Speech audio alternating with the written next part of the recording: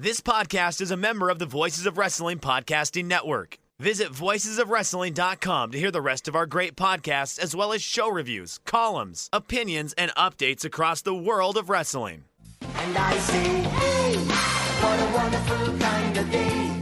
If you could learn to work and play and get along with each other. Welcome to Wednesday War Games episode number 53. I was actually going to do a thing as I did the introduction, where I was like, and for once Liam didn't do a bit while I was doing the intro, and then you go. No, I had a bit planned from the beginning. Of course you have a bit planned from the beginning, because you're a bit plan player. Nah, there's nothing there. Liam, how you doing? Oh, I'm good. What's your bit? Go on, bit away. I was gonna do like a political correspondence thing. It's like they come to us for all their political needs and wants, and we were gonna announce the president of the United States at the end of the show. Well, you see, if you watch cable news, literally nothing has happened in 24 hours. Because they're very, very slowly counting votes in Nevada, Arizona, Georgia. Where's the other ones? I don't think North Carolina still hasn't been called. And then Pennsylvania's the other big one. And nothing's happening. They're very slowly counting those votes. So the cable news has been sitting there pretending this is like very urgent and important, while nothing happens for a very long period of time. So maybe that's what we should do for our podcast. We should just talk about nothing for a very long period of time, infinitely speculating about what could happen, but waiting for literally anything to actually happen. I feel like there's been some episodes where we've literally done that. Hey, our episodes are thrilling. They're full of content. I hate the word content. Content has been co-opted. No, anybody that's not a corporate executive at Disney who uses the word content in a way that is unironic should be thrown into a river. This Disney bias. But if you're a corporate executive who owns a multimedia conglomerate, you can use the word content.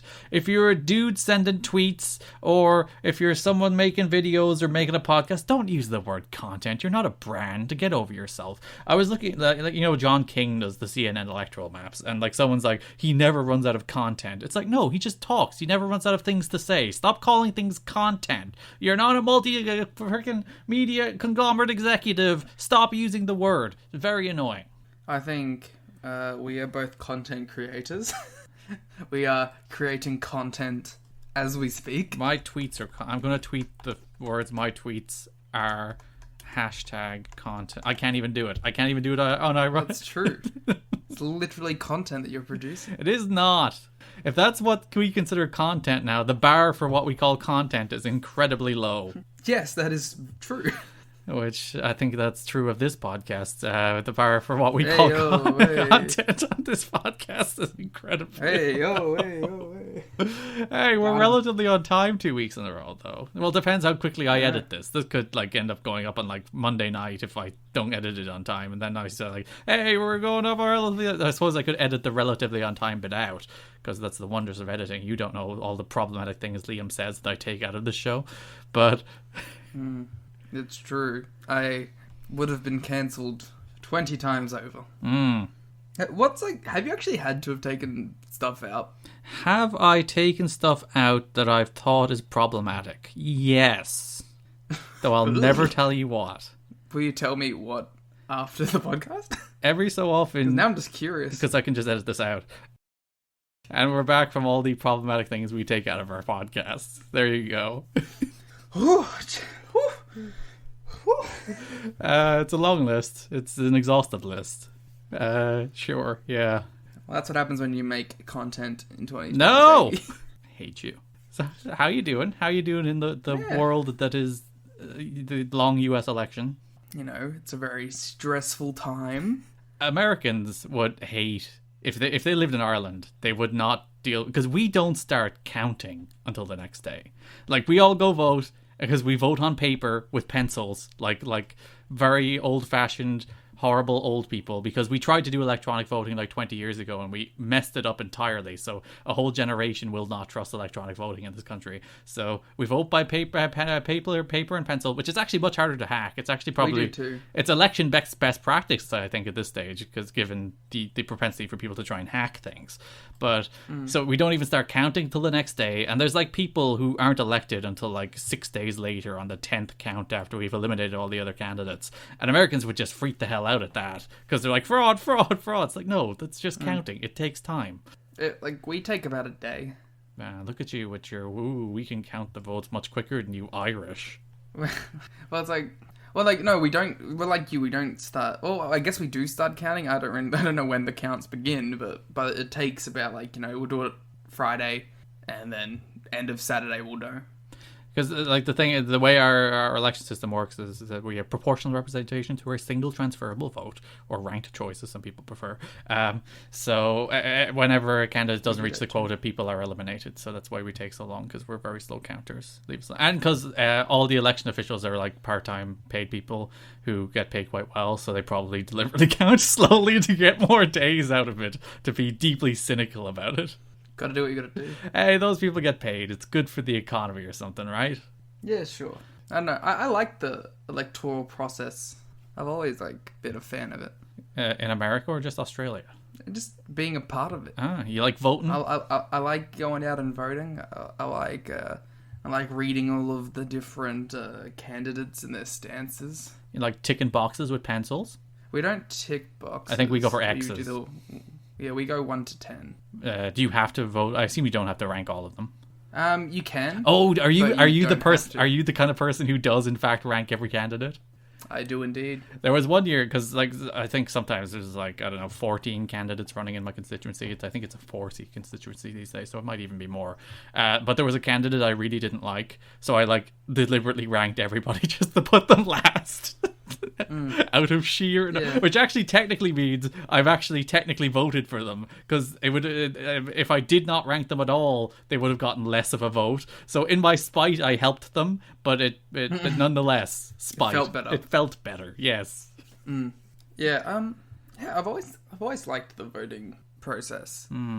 I guess I just it as it should be. It is mandatory here. I was gonna say you're mandated to like the voting process, otherwise you're fined. Yeah, but I don't know. It just encourages lazy people to actually get up and vote. That's all it does. But could you equally argue that it encourages misinformed people to vote? Yeah, but I don't think I think 10% of people who vote are actually informed anyway. That's very true too. But yeah, if you're that fundamentally opposed to voting, you don't have to. It's only a $50 fine. It's just a way of getting people to go, oh shit, I actually gotta go vote. You can spoil your vote as well if you want, I would imagine. Yeah, I guess. Sure. So if you are that fundamentally opposed to voting, which why, you could in fact just spoil your vote. I've never spoiled a vote. I've never been that guy. Right at the SpongeBob.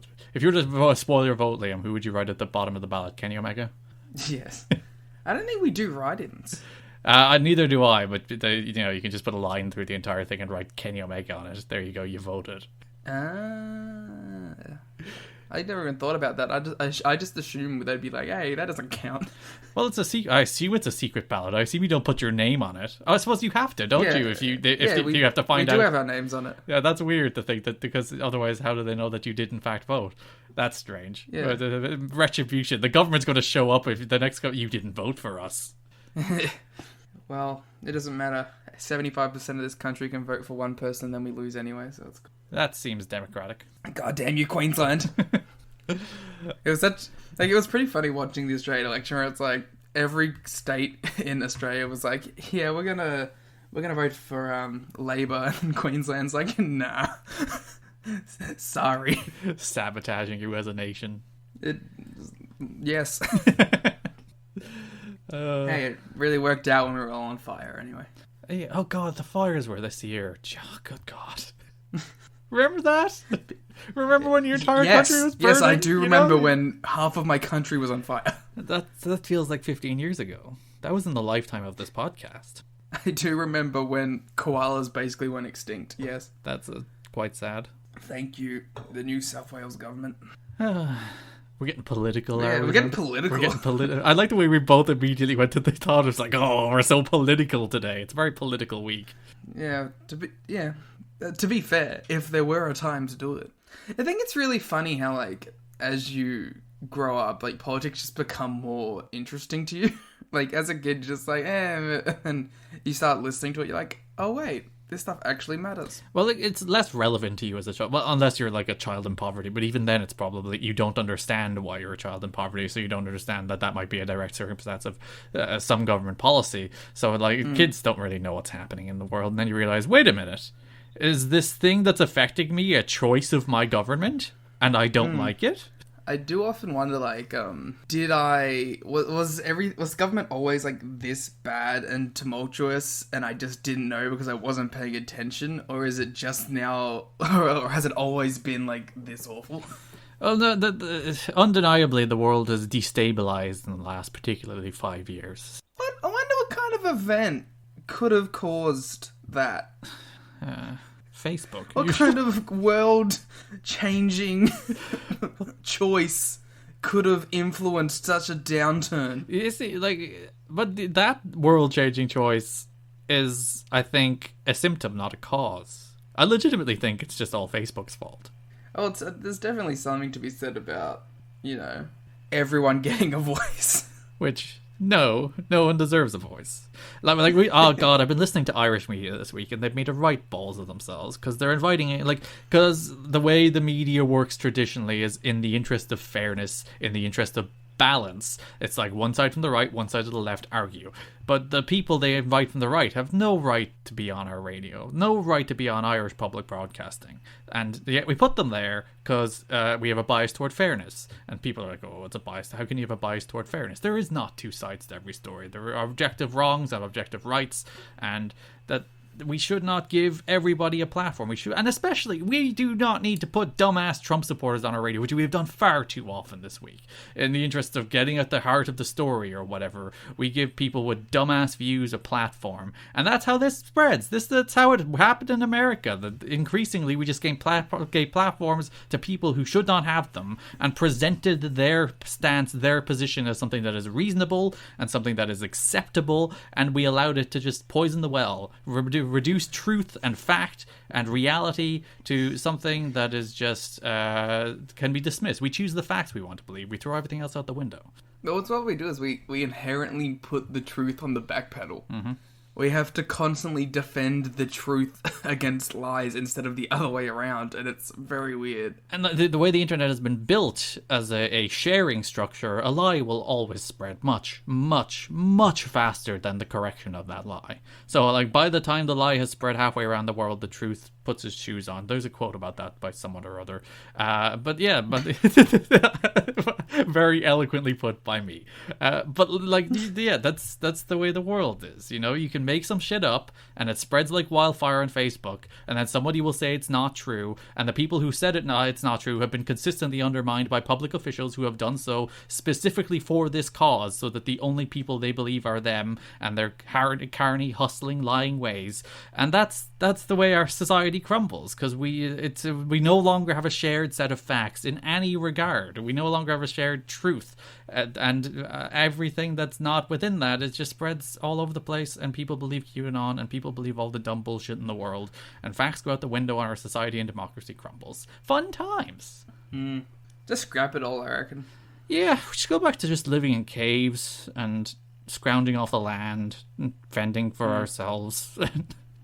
We should go back to, like, having swords and shit. Oh, I want tunics. Can we bring back tunics? I watch everything that has tunics in it. I'm like, tunics are cool. We should, like, revert to medieval times.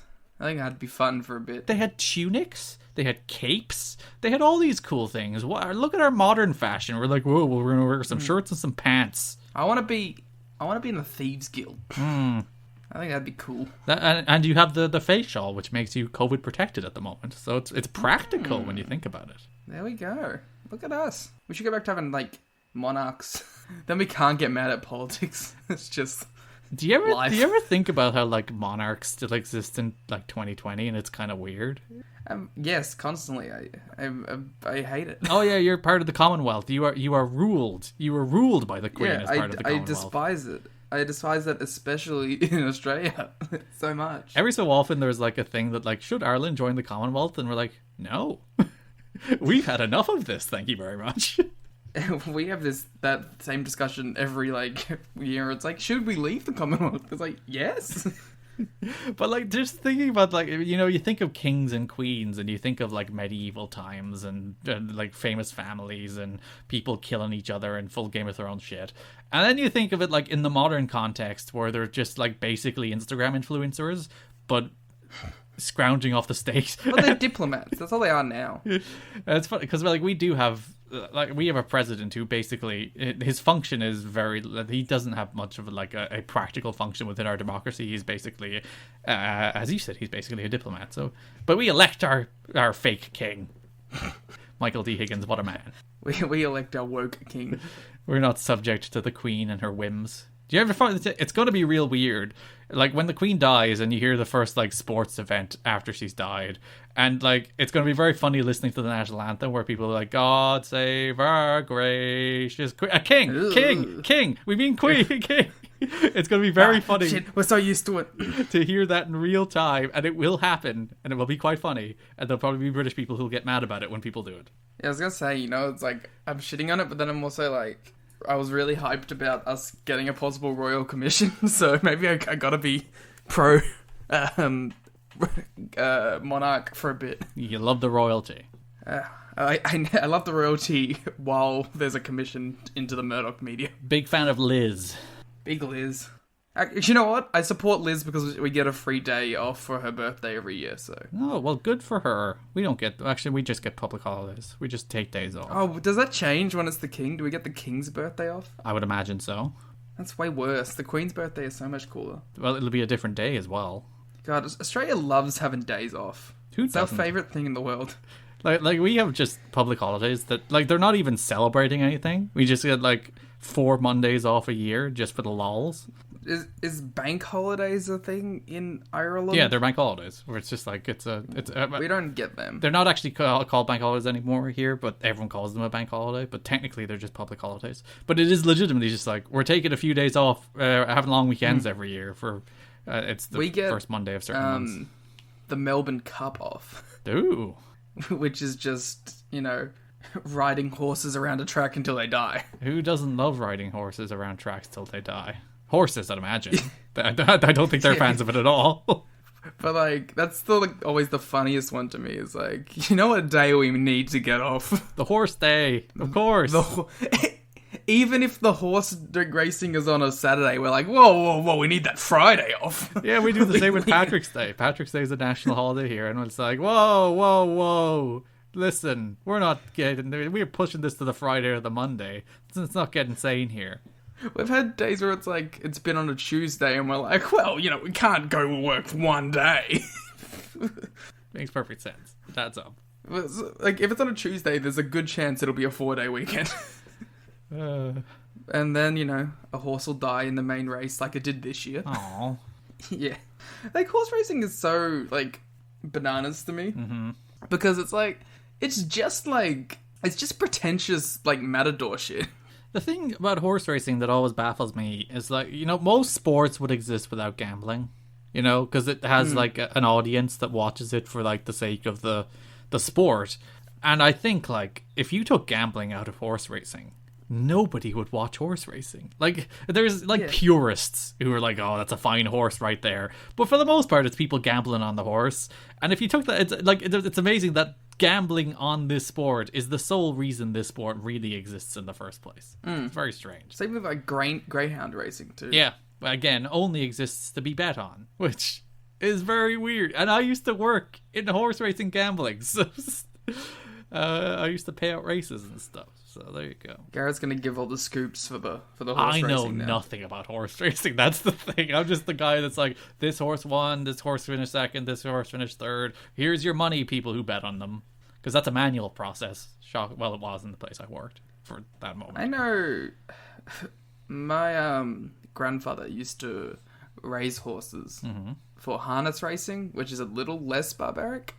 Oh, look at you. The one you're associated with is the better kind of horse racing. Yeah. Typical abdication of responsibility. But also the thing is, I feel like when it's done on a local level, things are a lot more... I don't know, there's more care put into it.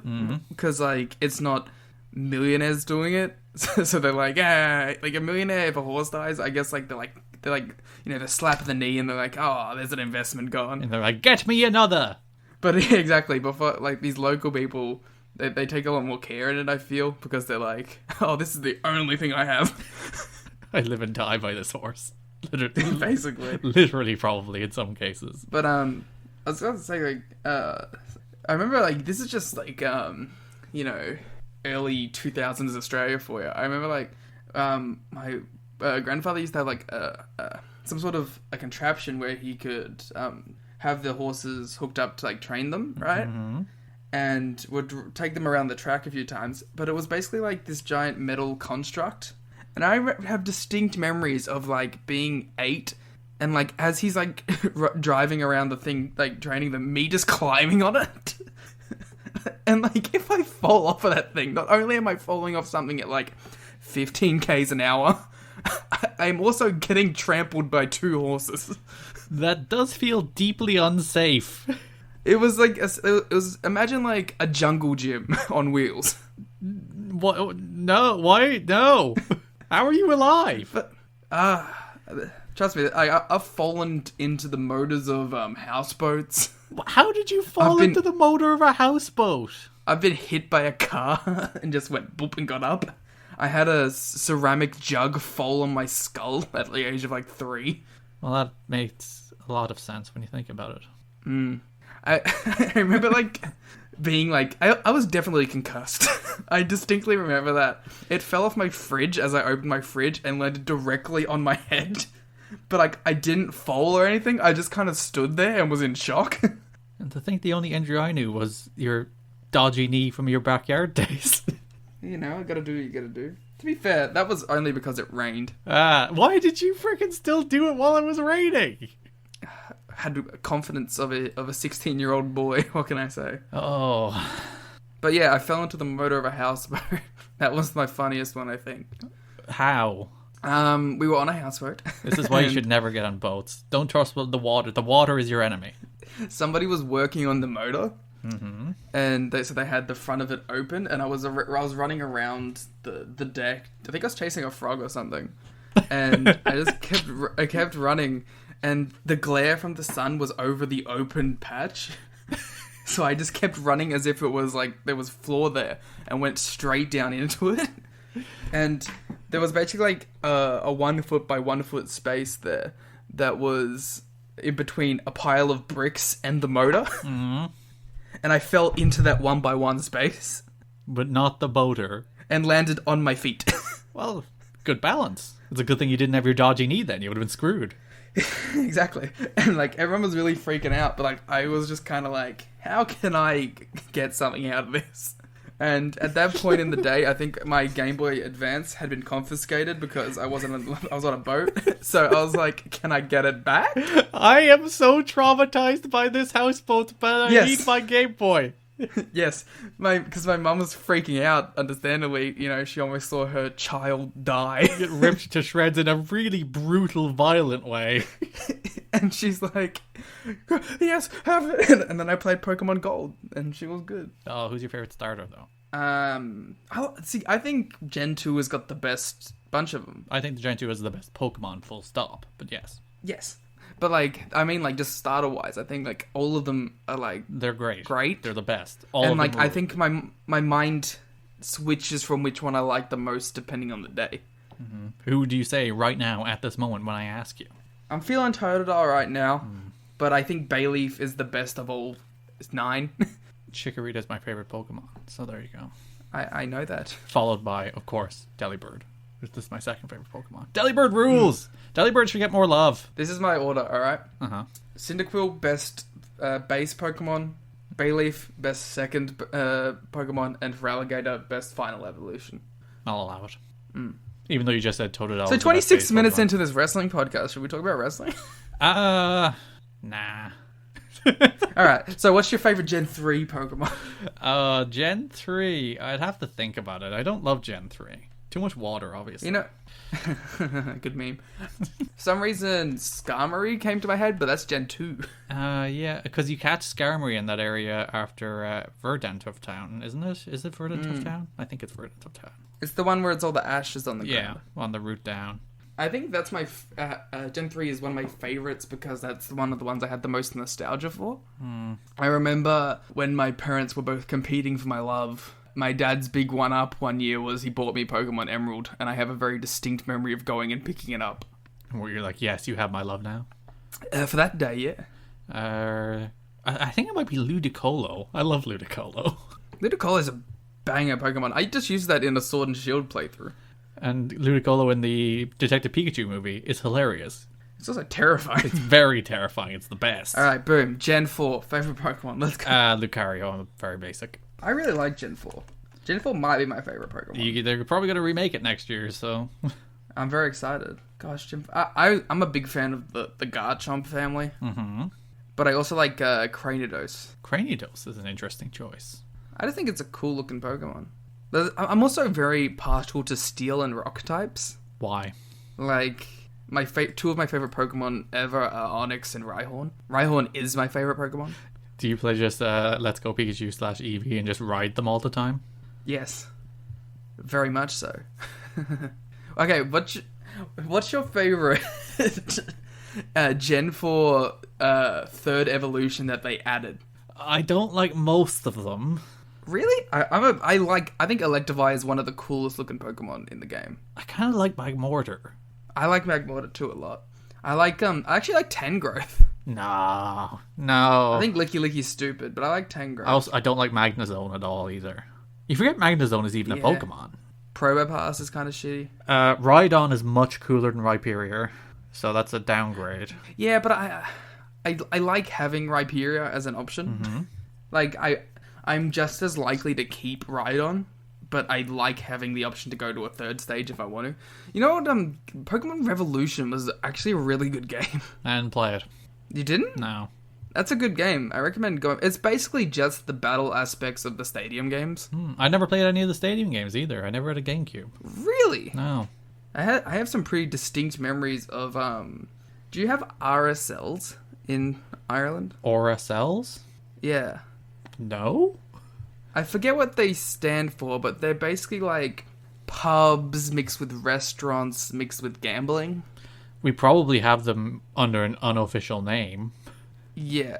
But like it's like, you know, it's a lot of pub food, but there's also slot machines and there's function centers and there's like tabs and you know what I mean, like all that kind of stuff. So it's like what we would consider like a modern barcade with gambling. Well, yeah, but there's no video games per se. Okay. But there is like a kids room, right? Like, because you know the parents might want to go to the bar section or whatever, so they can just pawn their kids off. On get drunk while they go play pinball or something. Yeah, but I have like some very distinct memories of going to one for like while my grandparents or whatever were hanging out with my parents, or they were at some sort of birthday function or whatever. But being in the kids room and they had Pokemon Stadium in there, and I have some very like fun nostalgic memories of just playing the mini games in Pokemon Stadium with random kids. Yeah, I should have tried we did have a GameCube in the house at one stage, but I never played it, and then my brother sold it, so I never played any of the Pokemon Stadium or Coliseum games or any of that fun stuff. Did you play the XD? No. God, you need to go back and play them. I really do. It's a big whole you should definitely play the two ones that have the story.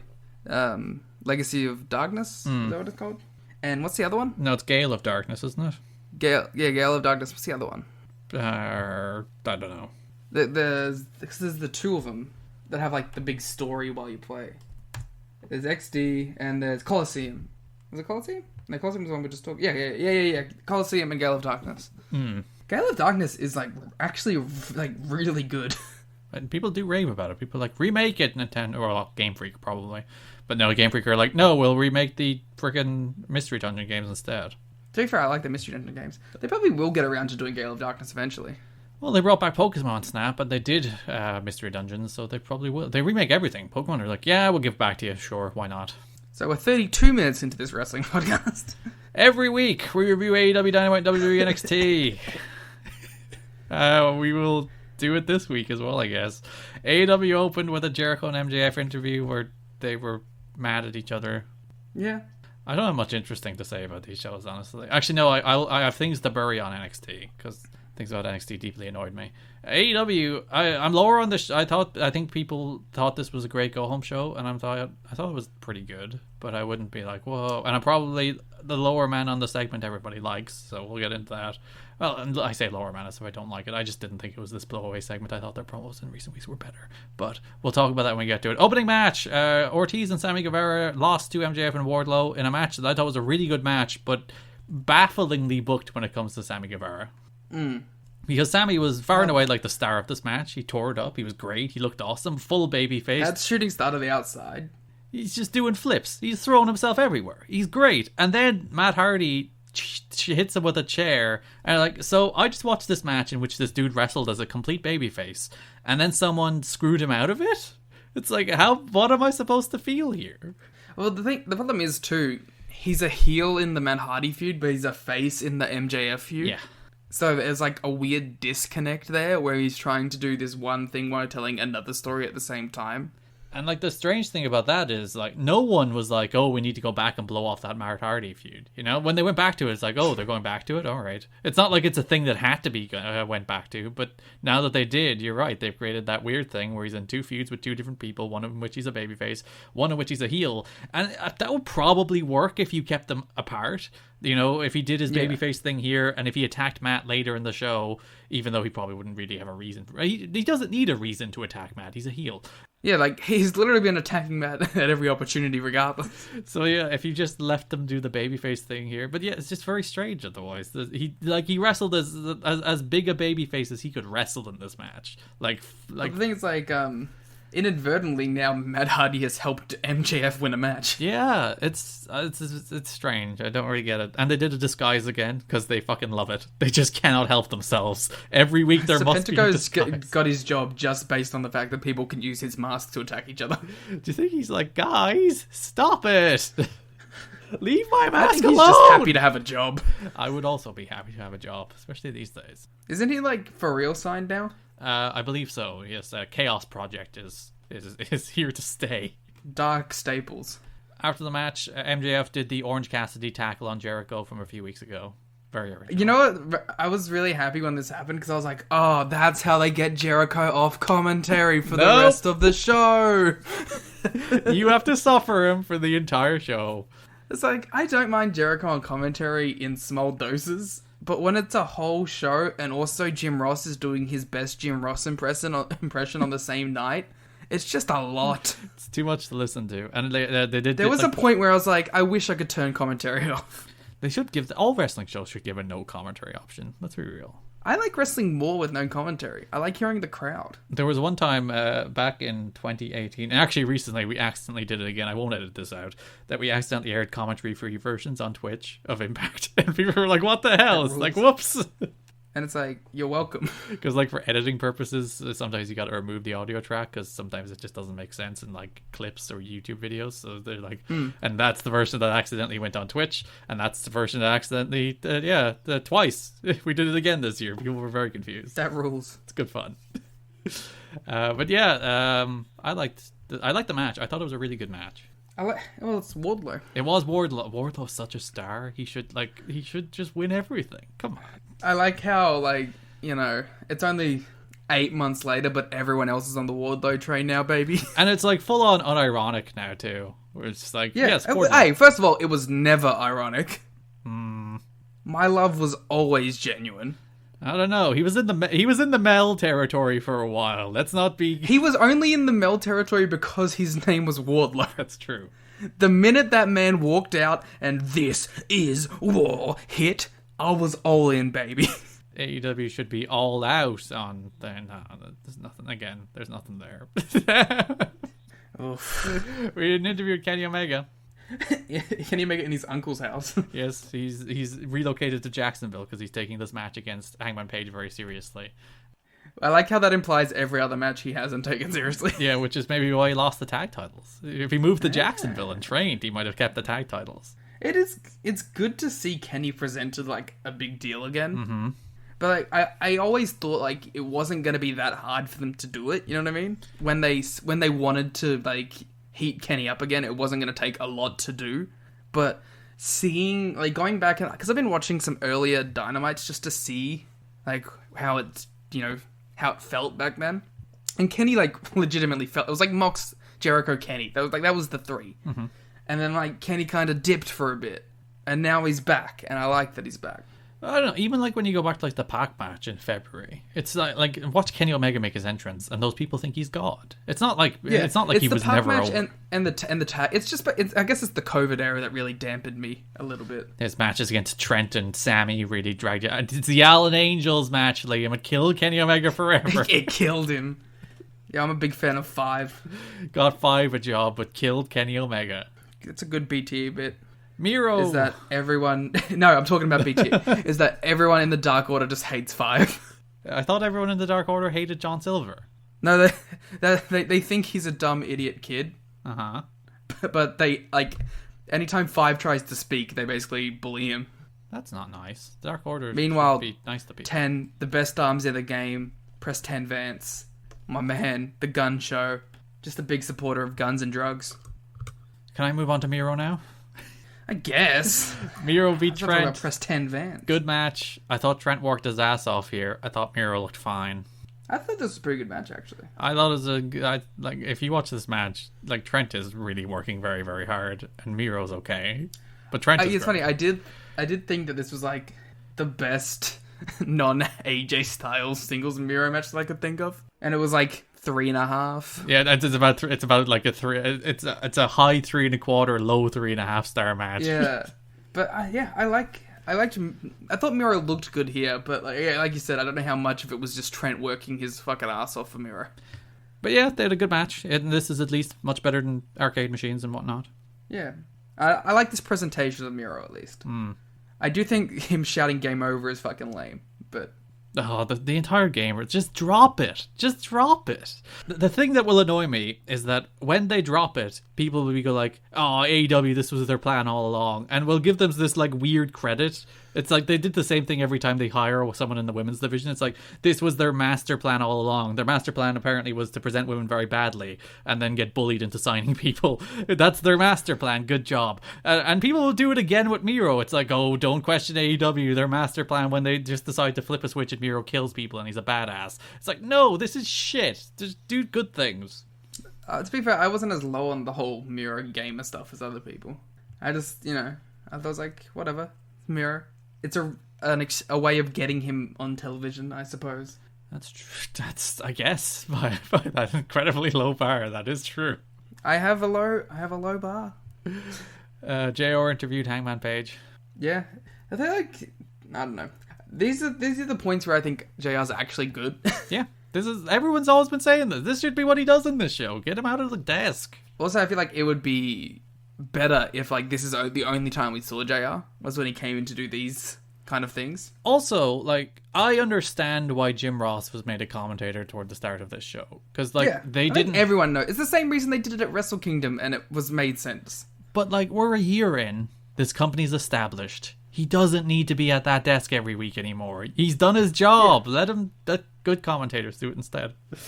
I don't mind him, like, have this role, even have him backstage helping out with shit. Or bring him in for commentary for big title matches to add gravitas.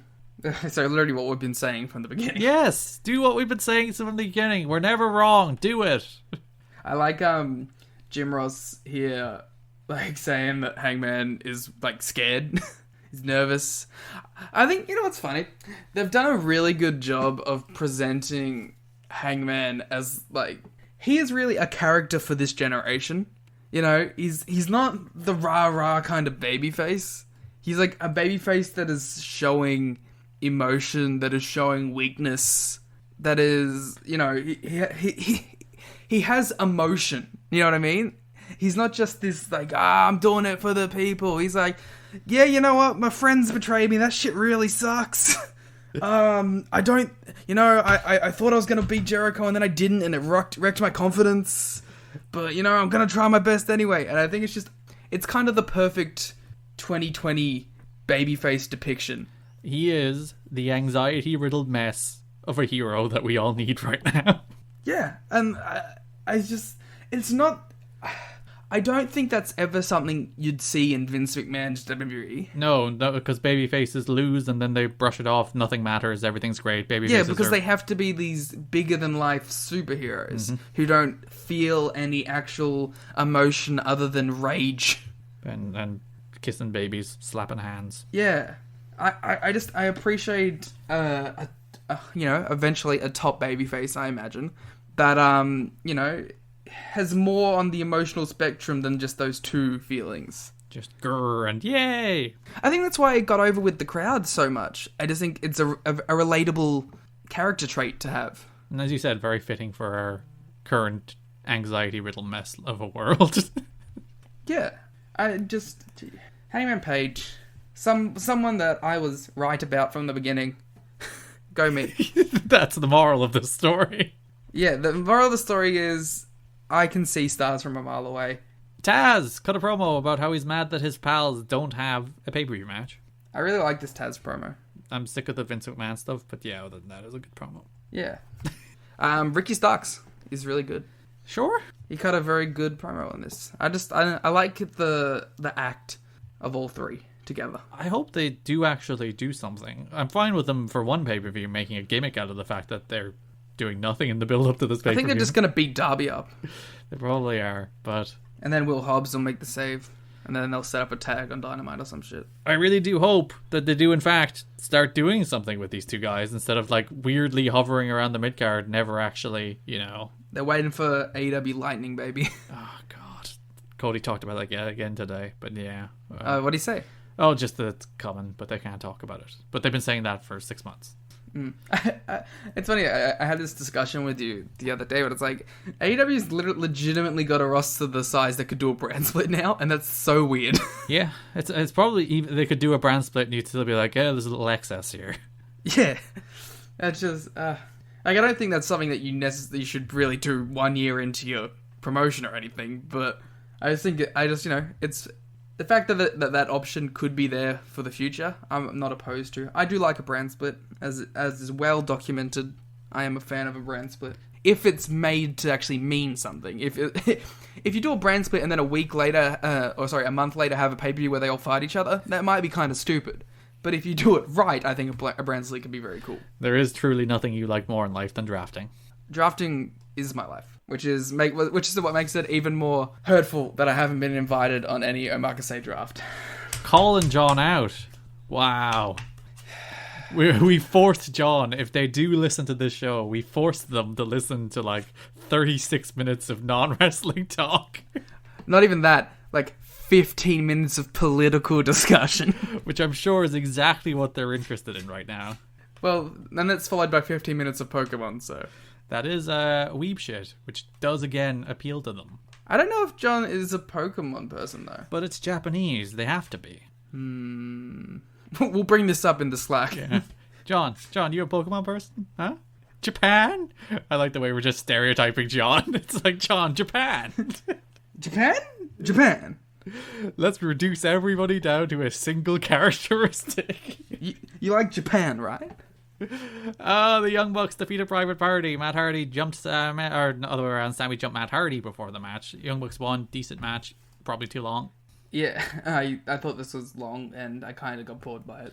That's the story. There's rumblings that Matt Jackson is legit hurt, so he's either doing the Tanahashi work, or he's leaking that he's actually hurt, so people will buy his ankle selling it. That depends. Did Meltzer report that he was hurt, or... But if he is actually hurt, just take time off and do the Nick Jackson put. Also, that makes it stupider that they went into this match, because you could have gotten out of it with freaking Matt being hurt. Well, that's probably going to be the story, is that, FTR beat them pretty decisively. And take out Matt, and then Nick does singles stuff. And that also means, Bucks can't challenge for the tag belts. I think this is all leading to a Nick singles push anyway. Mm-hmm. It just, I feel that in my soul that this is where this is going. Mm-hmm. Because they also, you don't know this as you don't watch BTE, but they did tease it. BTE. On BTE. Sure. There's, okay, so you see, let me explain this BTE a bit. Aww. Tony Schiavone. Carrot tunes out. It involves Tony. I like the way you're like, hey, Tony's there. You like Tony, don't you, Tony? Tony Schiavone. Just a tangent real quick. I have a friend that I'm trying to get to watch Dragon Gate, and my big selling point was Ho Ho Lun's on commentary. Ah. You like Ho Ho Lun? He has very good hair. It's true. But to be fair, Dragon Gate, good hair. Huh. Anyway, back to the thing. Tony Schiavone has given Matt a phone that can tell the future. Okay. After Matt broke his phone on Dynamite, as you may remember. Mm-hmm. And part of one of the things he saw in the future was Nick with the TNT title. Whoa, foreshadowing. And also, Nick has been like making the joke every week, basically, that Merch Freak singles push. Sure. So, give Nick that singles push. I'm very curious to see how it is. He did have one of the best singles matches in the first year of AEW, so... It was, I believe, my official AEW Year 1 match of the year. Actually, no, my official Wednesday War Games Year 1 match of the year, wasn't it? Wow. So, there you High go. praise. Moxley and Kingston had their face-off in the ring, which people raved about this, and it was good.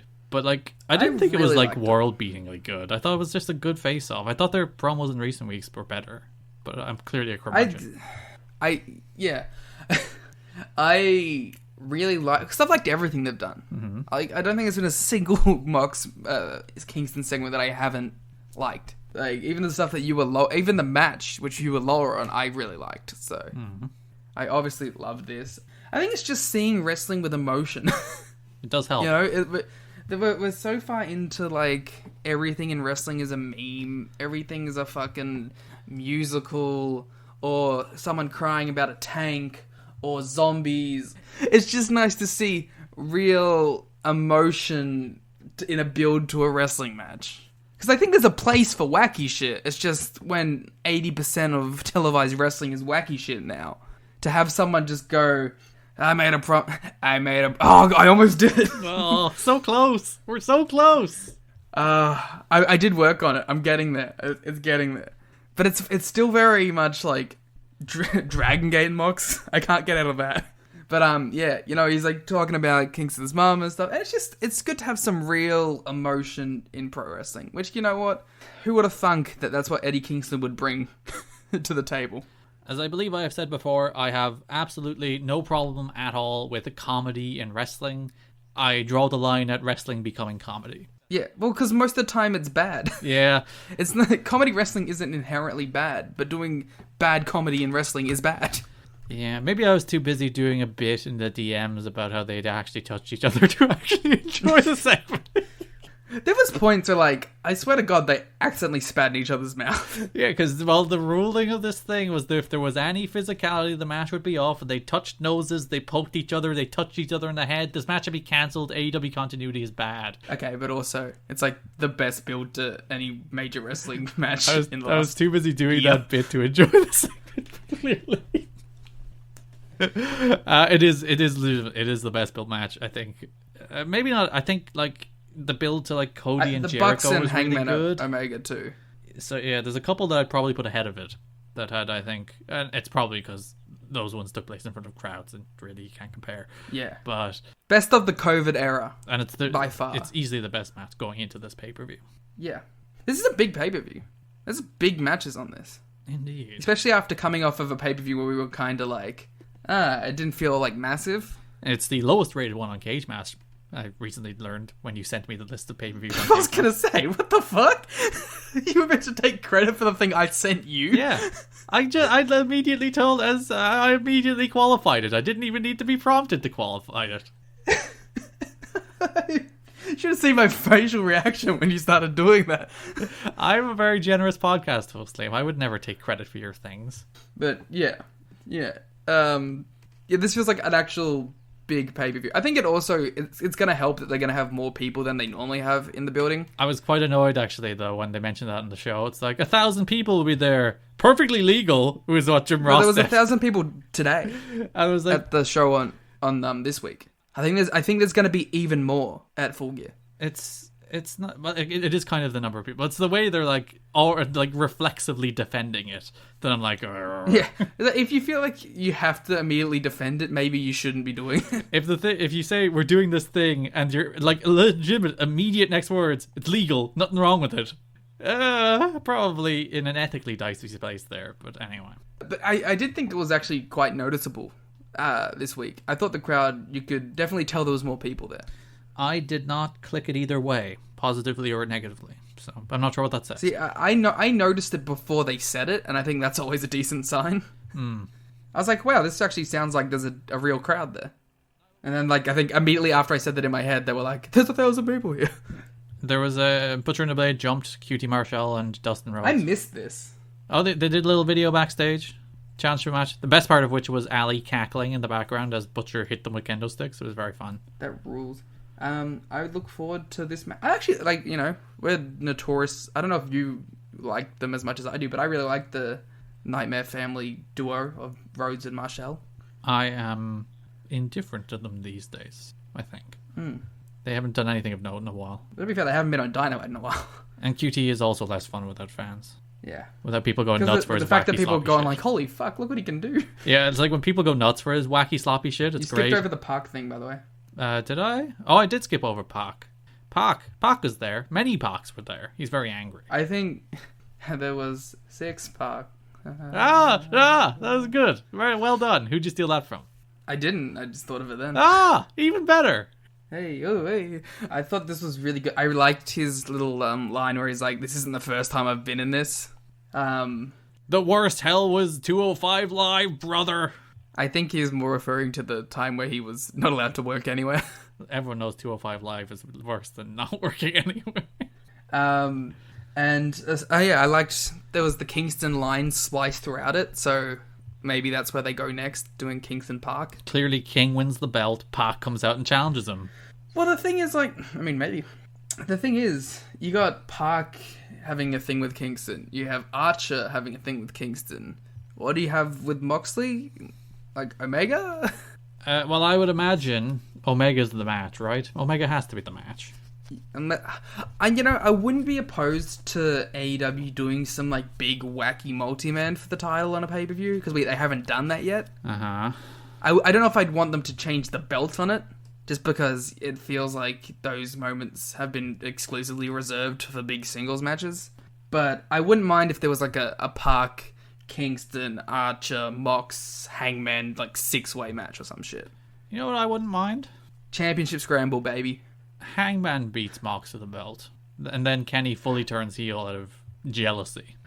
I still kind of think they're going to do a draw. And then go through a triple threat or do a rematch? Yeah. Well, if they do they'll do something, but I think I think it's a 30-minute draw is where they go. Because, they've been pushing the whole Kenny, like, you know, I win every major tournament that I'm in. I've won the most prestigious tournament. Forbidden Door wide open. Chris Bay, Super Jacob. Mm-hmm. The real Forbidden Don Door. Callis on this show. Oh, yes, he was. Oh, yeah. Forgot about that. All the doors are open. It's a hallway. It's an open house, baby. It's now the allowed hallway. Yeah. And I think they're trying... I think it's going to be a draw. In my head, it's just a draw. Then you have Hangman and Kenny both as viable contenders. You have Archer in the wing already. You have King in the wing. You have Park. You'll have whatever's going to happen with... Unless they do, like, Phoenix and Park versus Kingston and Pentagon. Because they are doing Phoenix and Penta next week. Yeah, and I think Phoenix is turning face there, so... I don't know. If there's one thing I'll give AEW some credit for, they have a decent lineup of top guys ready to face whoever the champion is. Where that is not the case, though, is in the women's division. There's Nyla Rose squashed by Red Velvet Scene. That's a segue. See, that's a segue. That's a chance. That's some good shit right there. Vicky Guerrero then cut a promo. That's the build to the match. Didn't Red Velvet just get signed? Yep, and she got killed. So there you go. I don't know. Like, it's Cody said something about how, like, not every match has this big dramatic build. It's like, but somehow it feels like every time a pay-per-view comes around, it's the women's match that doesn't have this big dramatic build. And it happens every time. Yeah. I don't know. I feel like not having the Tokyo Joshi girls has really hindered the women's division. Yeah, it's weird, because as I said, they were building Britt in a way that felt like they were building her as a challenger, and then she just hasn't been on TV for a couple of weeks, except in the freaking town hall last week. And then Nyla's just suddenly the challenger. I'm like, what? Okay. My guess is like maybe they didn't want to have Britt lose. And they're doing Britt at Revolution, I assume, is still the name of the February pay-per-view. Yeah. Maybe they're going to build up. Maybe they're actually going to build to that match. But we're going to say this. It's like, they're going to save Britt so they can build to Britt and Sheeta, and they're going to do a 2-week angle again in freaking February where they throw this match together. Just you wait. AEW Lightning, the women's show. You know what would be really funny? Lightning comes around and they use it as an excuse just to never have women on Dynamite. That would be a very AEW move. Like, Lightning has like 2 women's matches, but Dynamite never has any. That's how they save that 1/4 hour where the women go on. Yeah, the death hour before the main event. And with shock of all shocks, the women were in this week again. Yeah, at least they have their spot now. Next week, we have Penta and Phoenix and Natural Nightmares against the Butcher and the Blade. But Sienna against Serena Deeb has been added to the buy-in. Okay. Oh, sorry, yes, my impact bias is showing. And that means Orange Cassidy against John Silver has been bumped to the main card. I'm weirdly really excited for John Silver, Orange Cassidy. You and your love of John Silver. I think John Silver's awesome. And I think he's going to spin Orange Cassidy around a ton on his shoulders, and it's going to be cool. And you know, it's funny, like, I sent you that message of like, hey, they should sign Alison Kay. And then the next day, they announced that she was competing for the NWA title. There you go. Main event. Cody and the Gun Club defeated the Dark Order. This was surprisingly not bad. Billy Gunn is like, what is he? He's late 50s at this stage, isn't he? Probably. Like, I would not put him in the he's 57 as of a couple days ago. I would not put him in like the Minoru Suzuki category of best wrestler over 50. I also wouldn't even put him in like the Chris Jericho one when Jericho turns 50 in like a week. But like, he moves better than freaking Jericho. He moves remarkably well for a 57-year-old man. So do you think the original like main event match was gonna be Sky and Spears?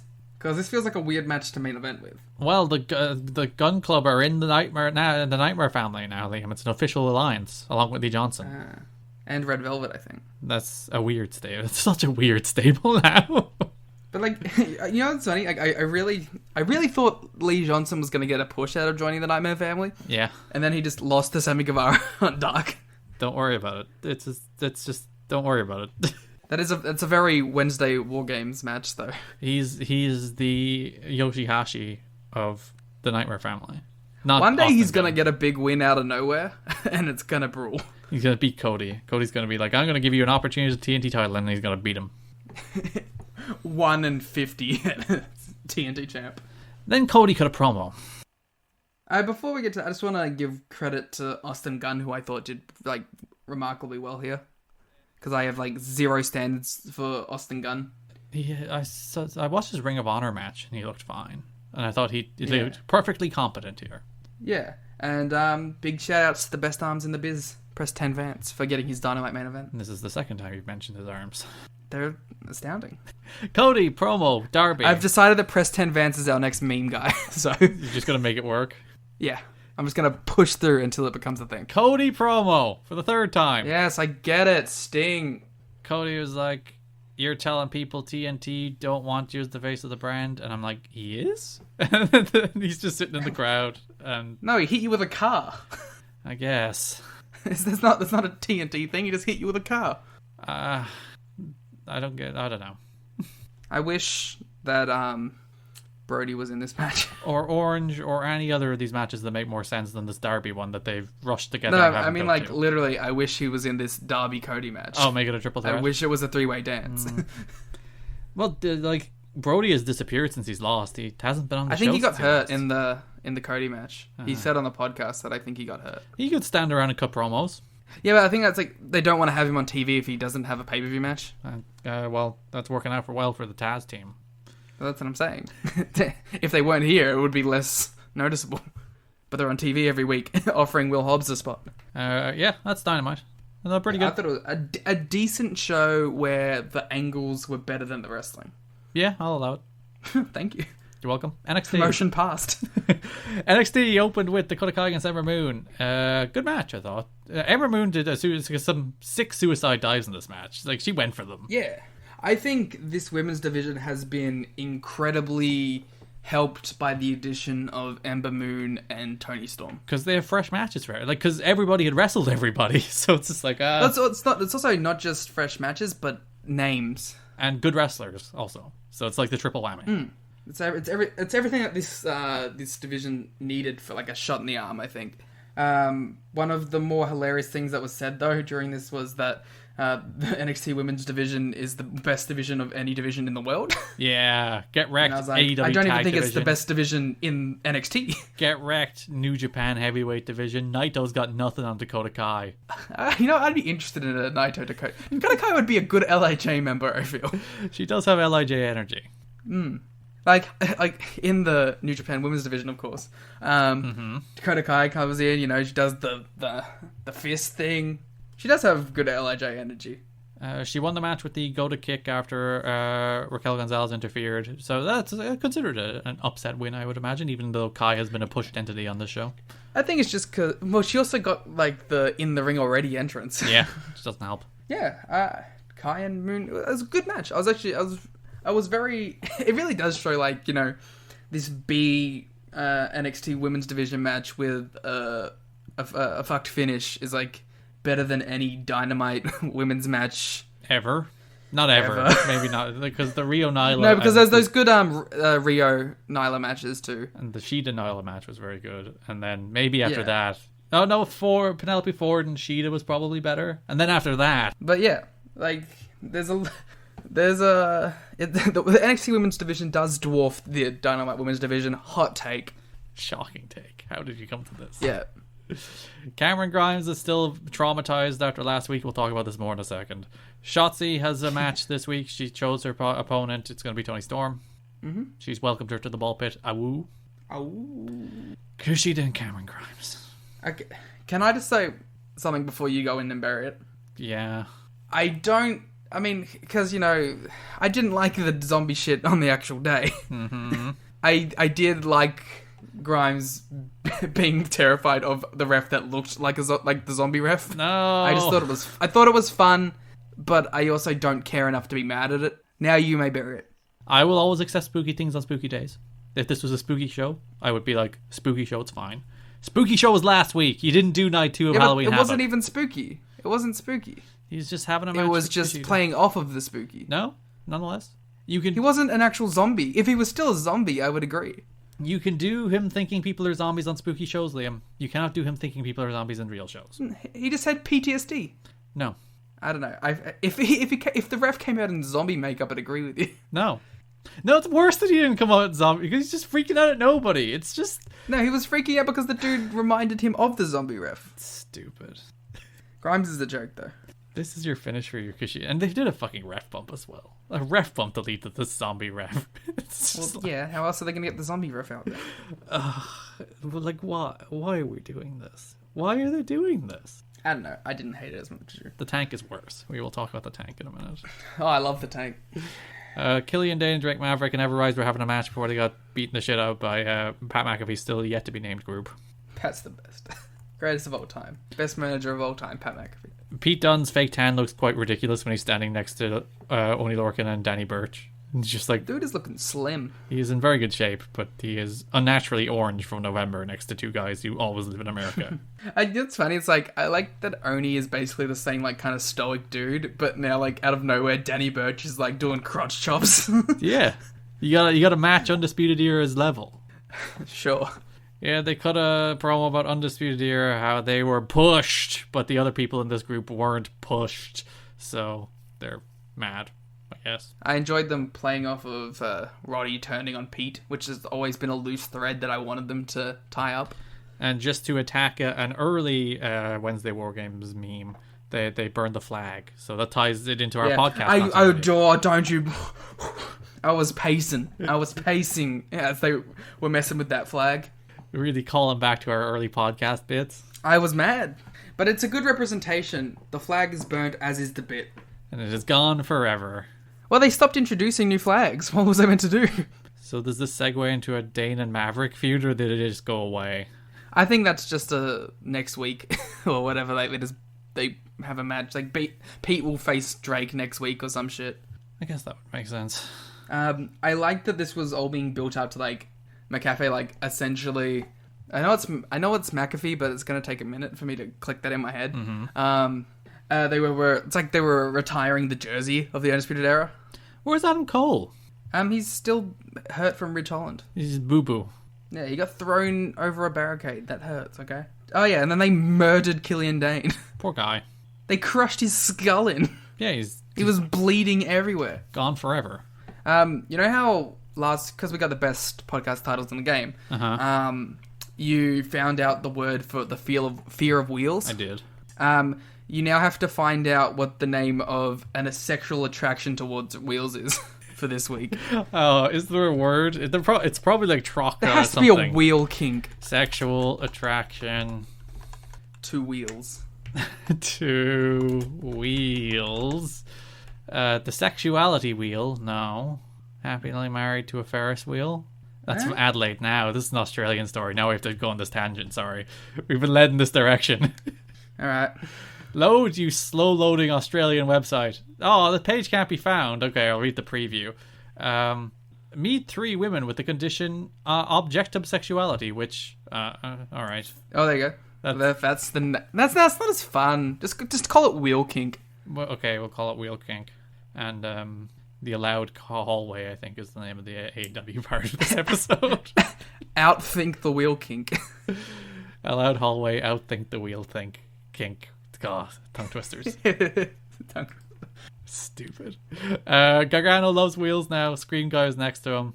Gargano's loving his life. So the Scream Guy is Indy Hartwell, right?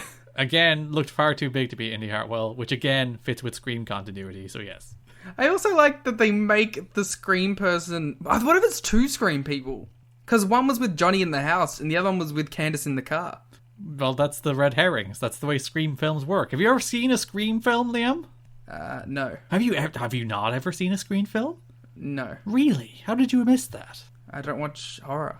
It's not a horror. It's a satire of horror. I read horror. It's a satire of horror, Liam. Sorry. I was playing my Silent Hills. Cool guy thinking he plays video games, too busy being a gamer. I'm a gamer. Oh no, well that soundbite's there now. This is the moment that will get you cancelled. Nothing else. Yeah, you know what, Garrett? Hot take.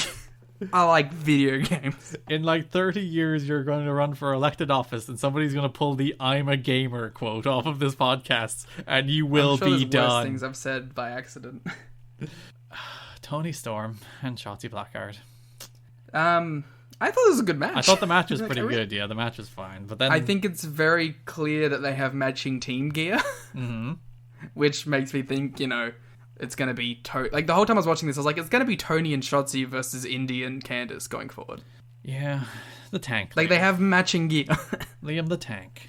I am so happy that the tank is dead. You should have... I cheered. I literally stood up and I was like, thank God the tank is dead. Well, you weren't Shotzi Blackheart, who stood in the middle of the ring, broke down crying at the fact that her tank was broken by...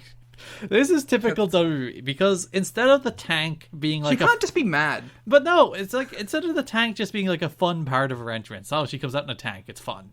Her character is the tank. She is the tank. She has become the tank, and everything about her is the tank. So, like, it's just so absurd that she takes this tank so seriously that when it's crushed, she, like, crumples to her knees crying. And then even worse, Toni Storm is, like, putting her arm around her shoulder, consoling her about her broken tank as if she'd lost, like, a family member. I'm like, why is this what this thing is about? Why is it? It was a bad finish as well, because distraction finishes are the worst. Big Kelly Slater energy. But why are we taking the tank this seriously? And that is a very specific joke for a specific subsect of wrestling fan. Big Shimmer reference. Between the tank and the zombie, I was just like, what are we doing on this dumb television show? It's silly, but the tank is dead now. So I'm happy. This is WWE, Liam. She's going to come out in a bigger tank next week. I would own a 2-person tank. Oh, it's going to be a 2-person tank. Okay. I just thought of something from the Gargano thing that I want to talk about, but the payoff of this is definitely going to be that she gets a new tank for like the big blow-off match with Candace, right? Mm-hmm. Yeah. It's unfortunate. The Tank should be dead forever, and Shotzi should be taken seriously. Also, she didn't seem that broken up by the Tank being missing when she made her entrance. Yeah, why isn't she guarding her tank? If she cares about it that much, she should be, like, sleeping with her tank. Maybe she does. Maybe that's why she was so upset. Sexual attraction to objects. This is a reoccurring thread on NXT this week. Everyone just wants to fuck inanimate objects. Yeah, the Gargano thing real quick. I just like that their house has become a hodgepodge of references to past feuds. Mm-hmm. They have the wheel in the background. They still have the fucking, the dick guard on the table. Their new TV, of course. Was the TV in the background? Probably not, but I it's really in the house. If it was. Yeah. I like that. I hope from every feud they just add more stuff. Also, I like that Gargano makes the Scream person wear the Scream stuff in the house.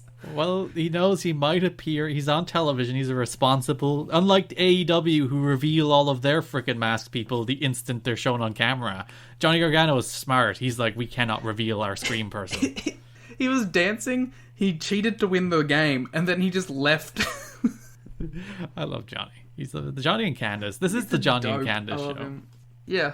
Legado del Fantasma were in the car park, but turnabout is fair play. Jake Atlas attacked them in the car park. Stupid. He just jumped out of his car. What a baby face. Jumped out with a nightstick, hit a guy in the tummy and drove off. I did like DJZ was like, you think you're so tough when they did that to everyone else. But... like, you coward. I like Legado del Fantasma. Jake Atlas drive-by clubbings. But like, he gets out, your tummy, and then gets in and drives off. He showed them. They should definitely end this feud with a Jake Atlas, Escobar parking lot brawl for the title. Mm. Will it be better than the Best Friends Pride and Powerful one? No. Hitting each other with the remains of the tank, which are just sitting there on the side of the road. Taking a bump onto the remains of the tank would suck. Oh, Candace and Johnny should do a funeral for the tank. They probably will. If they do a funeral for the tank, I'm on board with the tank. And then Shotzi and Tony should just show up.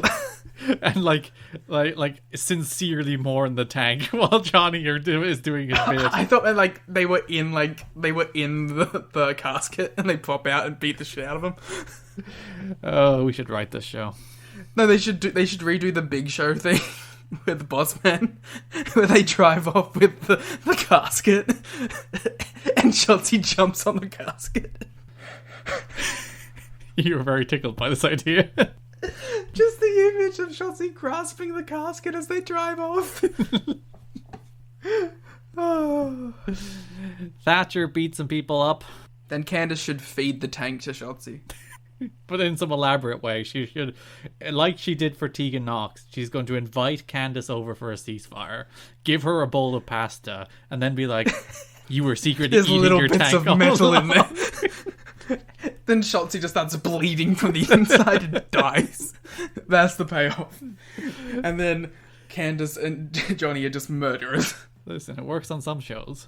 Thatcher beating people up. How do you feel about Big Tim being mean to people? I love Thatcher's Thatchcat. It's the best. It's the best thing about Thatcher on the show.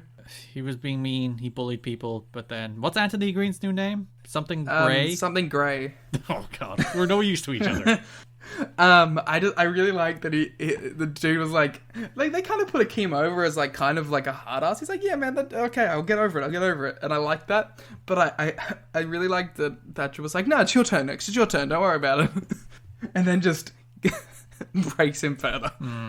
Big Tim cannot beat anybody of note, so he's just bullying nerds. That should be his character. Exactly. He should be a fake tough guy who loses all his big matches but bullies dweebs. So what's his like age? It's funny, like AJ's like I never saw much of him on the indies. Mm-hmm. Like my assumption of what his gimmick was always like guy who looks like he can't wrestle but actually can. Mm-hmm. So now he's just like a weird like serious wrestler guy. He's not even doing like the pervert shit. So I'm very perplexed by what his gimmick is going to be at NXT.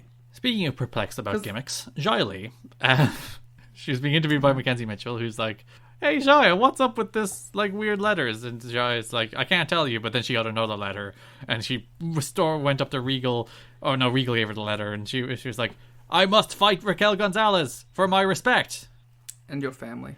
And they definitely have a family captive. We called this feud exactly. If that's actually the story, this is very strange. I mean, it is. That's definitely what this is. Next week she's gonna get like she'll lose to Mel and then Mel. I just called her Mel at this point. She'll lose to her next week and then she'll open a letter and there'll just be a finger in it. Rhea Ripley had a vignette building toward Io Shirai. I don't care about this match. It's just because I don't know. They've done it so many times and it's never lived up to the hype. But it's also they've always every time they've done it, it's been like as a side attraction for something else. I don't know. I'm not into it. Next week, Johnny Gargano against a mystery opponent who I hope is just Indy Hartwell. It's going to be the Scream. It's just going to be the Scream person. He wrestles Indy Hartwell, who lies down for him, and he's like, cackle. Lorcan and Birch versus Breezango for the tag titles in the rematch. I don't like Breezango. I like Breezango. They have good matches. I'm over them. I don't like them. They don't have good matches. Main event, who cares? Ciampa beat Dream. Ciampa beat the shit out of him the whole time. Which is It nice. really feels like... It feels like they're getting ready to like get him off of TV. But like, you should have done that 2 months ago. Like, the entire gimmick of Kushida was he was trying to murder him, and he still just kept on showing up. Like, he hasn't done... Like, they've buried him, right? Mm-hmm. But I don't care about burying him. I don't want him on television. Especially in TV main events. Like, they're trying to get, like, both... They're trying to have their I was going to say their lunch and eat it too. They're trying to do both things. They want to have him on TV, but they also don't want to push him. So they're burying him, but he's still on TV, so it defeats the whole purpose of burying him. Just don't put him on TV. Like, this is it. Don't put him on TV from this point forward. Please. That's it. That's all of it. That is it in general. Match of the week. Good question. I'm going to go for MJF and Wardlow against Sammy Guevara and Ortiz. Even though it had mixed messages, very good match. I think... Is Liam not going to pick a Wardlow match? Yeah, but MJF's in it. That's true. That is a significant counterbalance. I'm going to go Ember Moon and Dakota Kai. Also a good match. Show of the week. There was nothing like blow away match quality wise. No, there was a lot of like 3 1/4s on these shows. Yeah. Show of the week. Which show was the best of these 2 television shows? Good question. It's the same one I ask every week, so I think you should be prepared for it. I should start preparing for it. I like both about the same. I'll AEW. I hate the zombies. I hate the tanks. Unless they do a funeral for the tank, in which I may retrospectively give the result to NXT. But yeah, there's things I didn't. I like the finishes on this show. Like there's a crappy finish in the opener, zombie finish, jumping no contest finish, frickin' tank finish, and then even the main event had a weird chair finish. These are the words that you have to use to describe wrestling in 2020. So yeah, it's AEW for me too. Poll also says AEW to the ratio of 80 as I round up 89% to 11%. So comprehensive victory off 70 votes.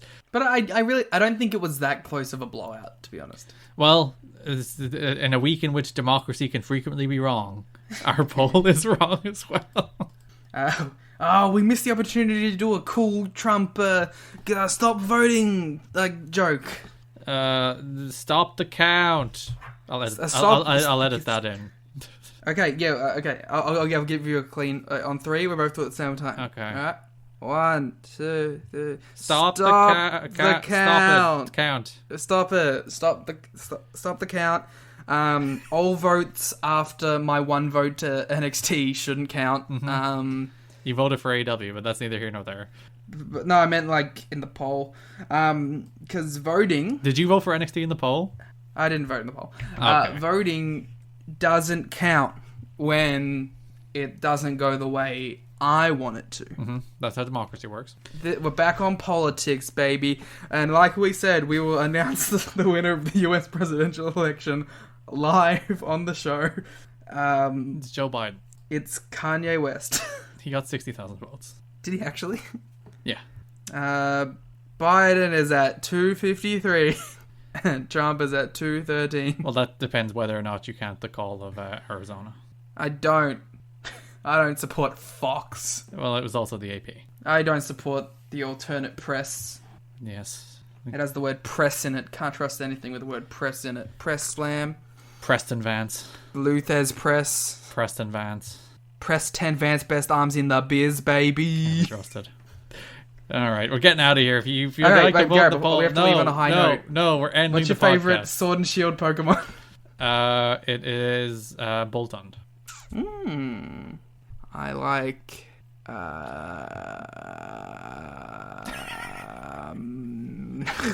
You think about it. I'll do the outro. If you'd like to vote in the poll, you can follow us on Twitter at WarGamesPod. If you'd like more AEW coverage in your podcasting feeds, you can listen to Everything Elite. If you'd like more NXT or W television show coverage in your podcasting feed, you can listen to Shake Them Ropes. Liam, what is your favorite Galar Pokemon? It's that little ice bug dude. Snom. Yeah, I like Snom. Thanks for listening, and bye-bye. Snom, nom, nom, nom, nom.